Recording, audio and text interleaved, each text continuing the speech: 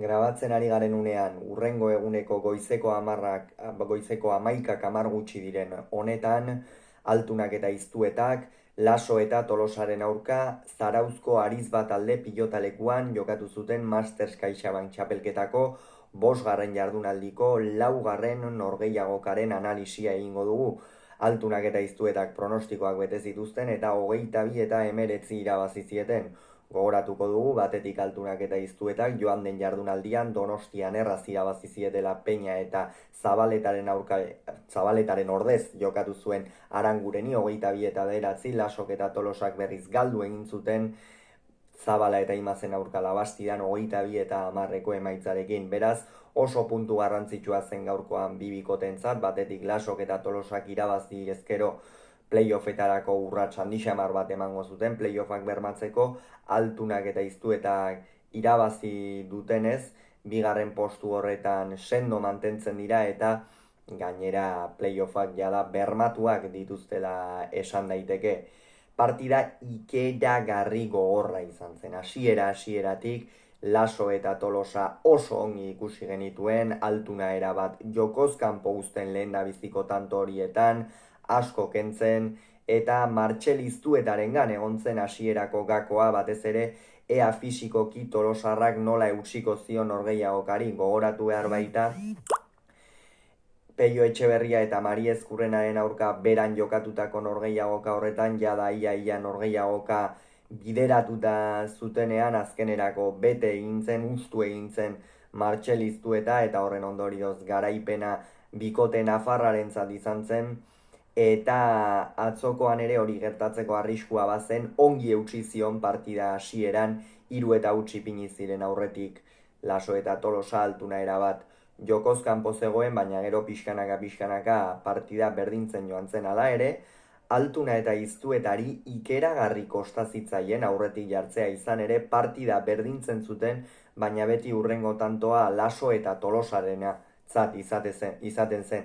Eta beste kontu bat ere aipatu behar da, eta Jokin Altunaren aurka erabat galerazita dagoena. Esan dugu, Jokin Altuna partida hasieran oso jokoz kanpo utzi zutela bai Lasok eta bai Tolosak, Xabi Tolosa atzetik ikeragarri ongi kentzen aritu zen, Unai Lasok ere Martxel iztueta bilatzen zuen une oro, eta soilik aukera garbia zuenean jokatzen zion aurrean Jokin Altunari. Alde horretatik estrategia oso garbi zuen bikote urdinak, baina Unai Lasok ere galdu egin zuen asko partida hasiera horretan, eta horrek egin batean bizirik mantendu zituen Altuna 3. eta iztueta 12 eta 9 emaitzarekin, 3 tanturen aldearekin iritsi ziren lehendabiziko etenaldira Laso eta Tolosa, eta etenaldi horren ostean partida erabat aldatu zen.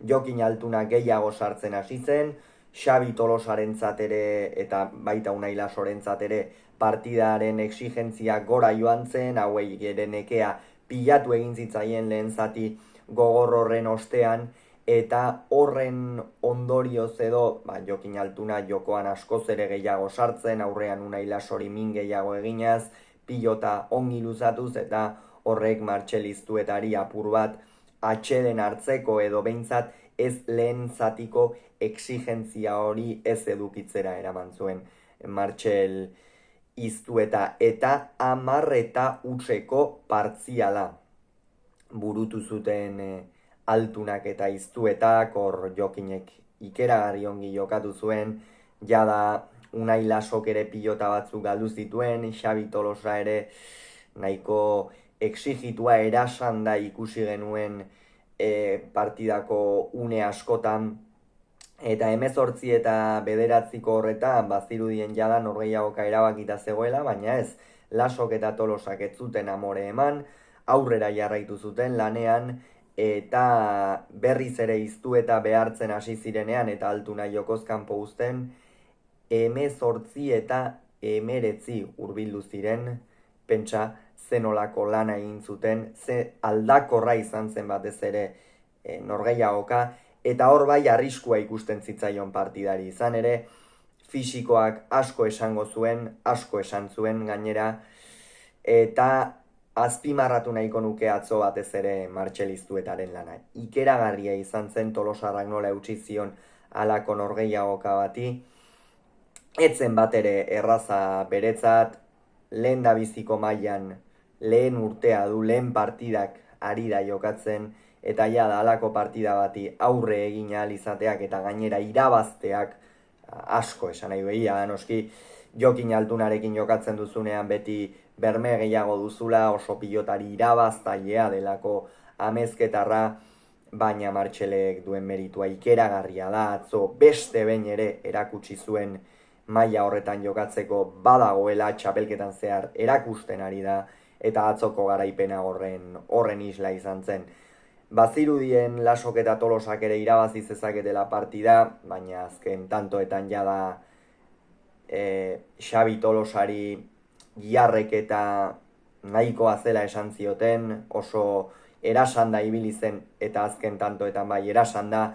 Unai Lasok ere 14. tanto inguruan edo arazo muskularrak izan zituen aldageletara joan behar izan zen, eta esan daitekein batean fisikoki altunak eta iztuetak orokorrean askoz ere hobeto eutsi ziotela norgehiagokari, eta horren ondorioz partida irabazi egin zutela aurrera atera. Esan dugun bezala, ikusgarria ez, baina gogorra izan zen norgehiagoka batean. Honen bestez, honela segeratu da Masters CaixaBankeko sailkapena, 5. jardunaldia jokatu ostean. Hementxe dugu sailkapena. Lehen postuan 5-5 irabazita Pello Etxeberria eta Mari Ezkurrena ditugu.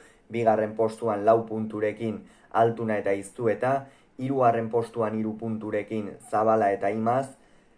Urrenez urren 2 punturekin Artola Rezusta, Laso Tolosa eta Jaka Martija.